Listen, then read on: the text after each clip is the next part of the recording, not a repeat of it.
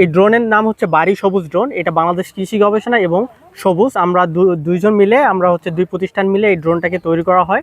বাংলাদেশে first time drone নিয়ে বাংলাদেশ কৃষি গবেষণা এবং দিগন্ত কৃষি কাজ করতেছে। সেই সাথে এইটার পৃষ্ঠপোষকতা এবং এটার যে ফান্ডিং এটা উইগ্রো করে।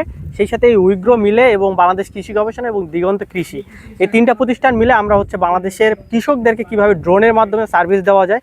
যেহেতু আমাদের দেশে প্রায় 60% কৃষকে ক্যান্সারে আক্রান্ত হয়, সেই এক্ষেত্রে যাতে ক্যান্সার আক্রমণ থেকে আমাদের এই কৃষকদেরকে বাঁচানো যায়, সময় কম লাগে, পেস্টিসাইড যাতে কম লাগে, এগুলো বিষয় নিয়ে কাজ করার জন্য মূলত আমরা এই ড্রোন নিয়ে কাজ করতেছি।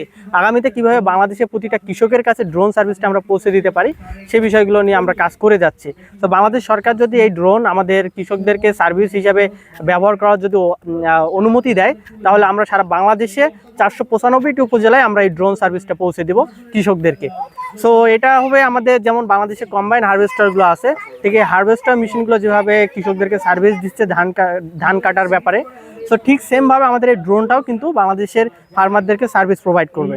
সো এটাতে সুবিধা হচ্ছে এটা মাত্র আপনার 2.5 একর জমি স্প্রে করে 15 মিনিটে, যেটা আসলে একজন কৃষকের পর্যায়ে করতে গেলে কম করে হলো 3 থেকে 4 ঘন্টা সময় লাগে। সো এক্ষেত্রে আমাদের এই ড্রোনের মাধ্যমে সময় কম লাগতেছে, কীটনাশক কম লাগতেছে, কৃষকের স্বাস্থ্য ঝুঁকি ঠিক থাকতেছে। এতে করে আমাদের বাংলাদেশে আগামী কৃষিতে আরও কীভাবে উন্নয়ন করা যায় এই বিষয়গুলো নিয়ে বাংলাদেশ কৃষি গবেষণা, দিগন্ত কৃষি এবং উইগ্রো আমরা কাজ করে যাচ্ছি।